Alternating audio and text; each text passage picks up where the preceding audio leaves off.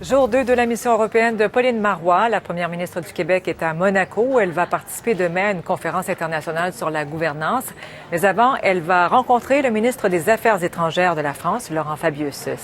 Sébastien Bovet suit la première ministre.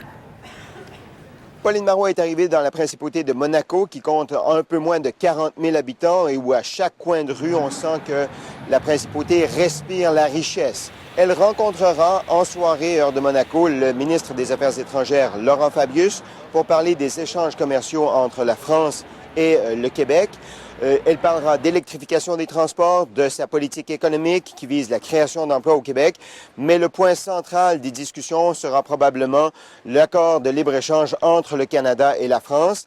Certains producteurs laitiers du Québec ont des réticences face à cet accord de libre-échange. Madame Marois fera aussi part de la protection que les produits culturels québécois doivent avoir sur le marché québécois, ce qui est prévu d'accord par l'accord de libre-échange Canada-Europe, pour lequel il y a une entente de principe entre l'Union européenne et le Canada.